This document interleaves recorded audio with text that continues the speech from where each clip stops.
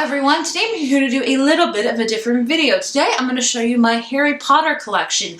I've been debating on whether to do this video for a while because some people might think I have a lot of Harry Potter things. Some people might think that's it, that's all she has. And I didn't want to have like so much controversy with it because each collection is personal to every single person, you know, that's just how it is. So yeah, I was debating on whether to do it. I'm like, I'm just going to film it because I would like to show you all of my Harry Potter things. So like I said, you may think I might not have enough Harry Potter stuff. You may think like this is a collection, this is not a collection at all, like this is nothing. Or you may think, wow, she has too many things, that is ridiculous. Whatever you feel is how you're gonna feel. I just wanted to share with you what I have. My collection's pretty small. I don't want to go too crazy. I mean, I honestly do, but I remind that my bookshelf's in my living room, so I can't like make this a whole wall of Harry Potter fangirl stuff because believe me, I would. But I remind myself every year that my collection grows a little bit more. I always add a few things on every single year, not 20 things, but maybe like 5 or maybe like 3 or 5 things. So it is constantly growing at a small pace because that's just how it is with any collection. It just grows and grows and grows. Rest assured, this collection will keep on growing. Without further ado, let's get into my collection. So, I keep all of my Harry Potter things on you can't see it in this shot, but all of my like Harry Potter shelf, or like I call it my Harry Potter nook, is on this particular shelf. I have it all like set up and designed the way I like. I change it out every once in a while, but for the most part, this is generally what it looks like. And I really love how it's got a little nook and how it just looks really like Harry Potter and cutish. So I'm just going to show you what's all in that. And there are some other things I'm going to show you that's not in that nook because they are insanely dull. So the first thing I own, obviously, is the whole set of Harry Potter books. I recently just got this, I want to say 3 years ago. My husband got it for me for Christmas, which that's how my collection grows every single year. Either I get these things for Christmas or my birthday. That's how it goes. And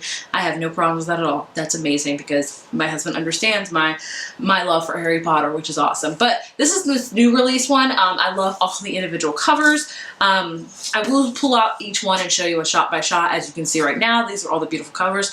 I want to say my favorite one of this covers is the Goblet of Fire. I just love how colorful and how bright it is, but all these covers are beautiful. If you can tell, it makes the silhouette of the Hogwarts. It makes silhouette of Hogwarts, and I keep it like this on my shelf because I just like the way it looks. Now, of course, I do own the original hardbacks, but I have packed them away. I'll never get rid of them. That is for sure. But I've packed them away in my attic because they are beat up. They are torn. All of the spines, I'm pretty much sure every single spine on every single Harry Potter book I own are broken. Like, they have taken the worst for the wear because I did not take care of my books when I was growing up. I was 13, 14, and I read them so many times. I think my dog had gotten a hold of them. They just look horrible, but I will always keep them because those are my original Harry Potters. Like, I will never get rid of those. And I'm not a very sentimental person, mind you. Like, I get rid of things pretty easily. I will never get rid of those. So I do have those.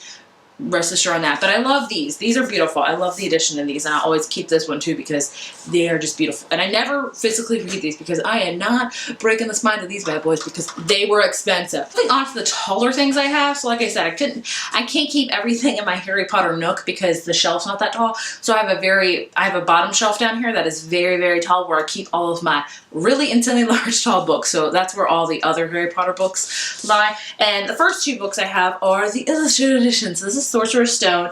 I love it. This just came out a couple years ago. They're releasing one every single year, which is great. But these are beautiful. I love them. I love the illustrations of them. I'm so glad they released this type of edition because I think this is really great for kids, and especially for our generation now. My generation now, we're having kids, and you know, a lot of us, I think, are probably planning to read Harry Potter to our children when they get to the right age. I know I am, so I'm definitely going to be using this for when my son turns old enough that I can read him Harry Potter because this is just going to make it even more magical that he can actually see it. So yeah, these are beautiful. So this is the Sorcerer's Stone one, and the one that just came out last year is the Chamber of Secrets, which again is beautiful. I'm super excited. They're beautiful. I love all the illustrations in them. And the third cover just recently got released, which is probably my favorite cover by far.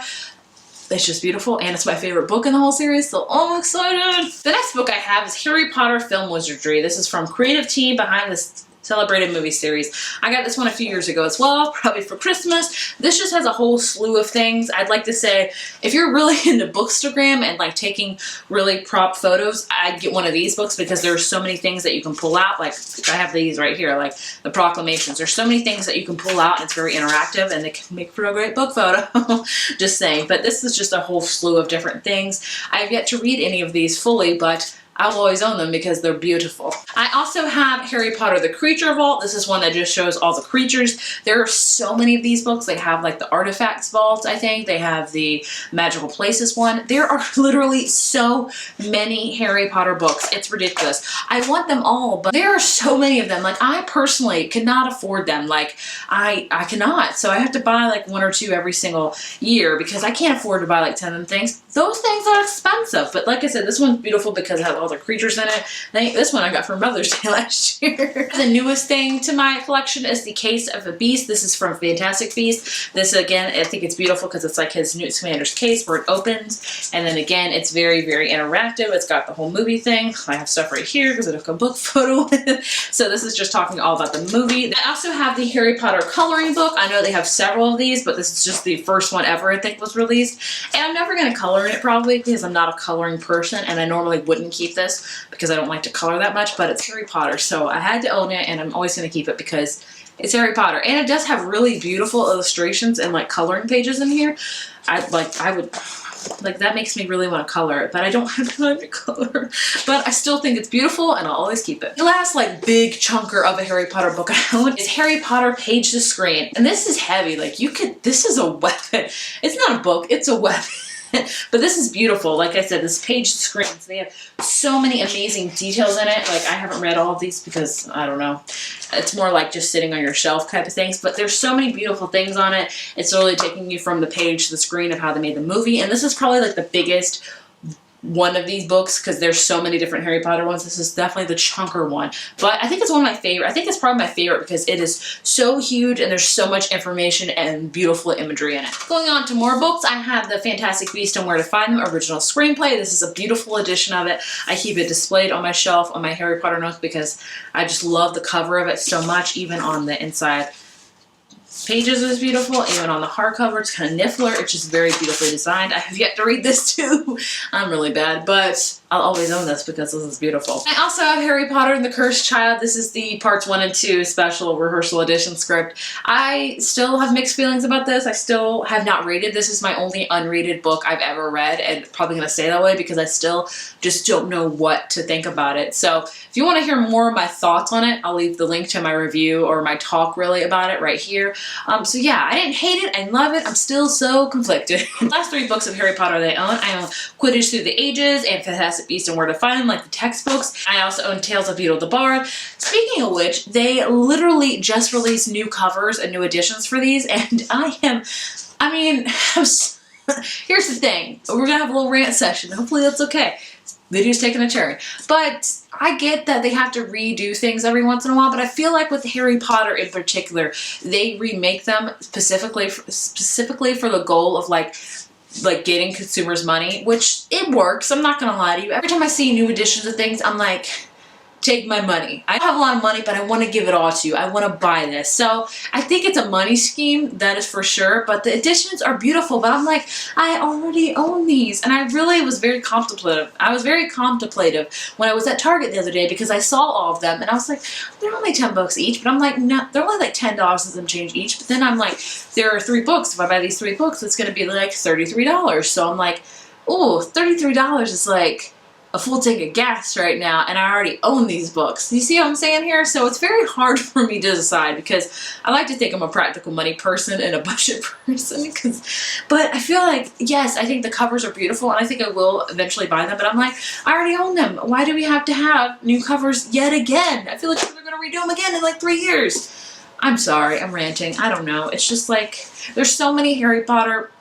I know I don't even own probably a quarter of all the beautiful Harry Potter different books, but I just feel like they're all just, they come out with some each year because I think they want to keep the love for Harry Potter alive, which I understand, but I just feel like they keep making things like new editions or new books like Creature Vault and things such like that every single year to like make people spend their money and keep the Harry Potter alive, which is amazing, and I do want to spend my money on it, but it's just a lot. Like, I feel like if I were to buy every single Harry Potter like book out there, it would take up my whole shelf, which there's no shame in that at all, but it's just downright expensive, and I don't have that type of money, so yeah, I don't have that many. Hopefully you enjoyed the books that I have.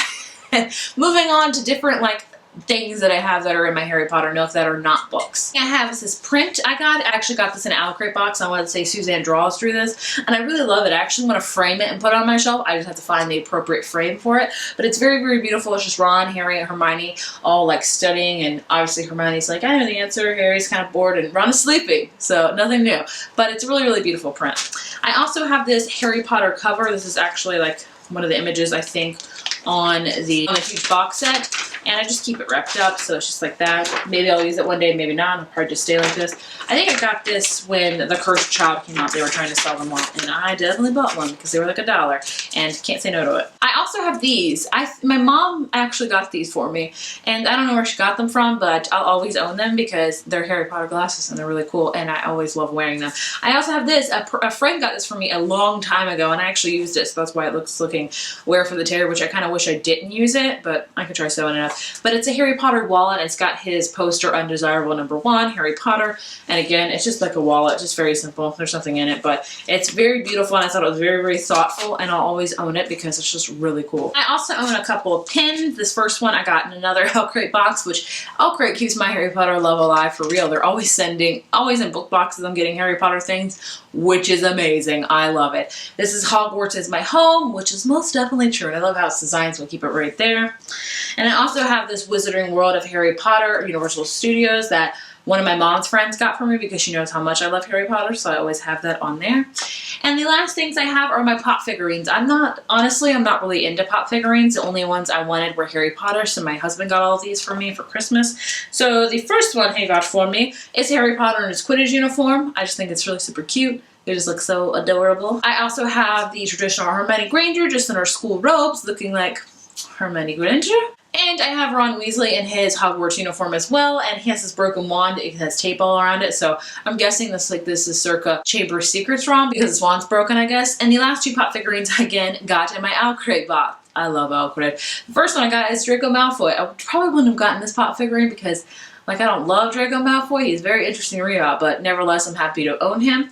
And I also have little miniature Fang, Hagrid's dog. How cute is that? So adorable. So those are the only pop figurines I have. I might want to add Dumbledore, but that's going to be the only one because I don't want my shelf to be too overrun with pop figurines, but yeah, that's all the ones I own. So there you have it. There is my Harry Potter collection.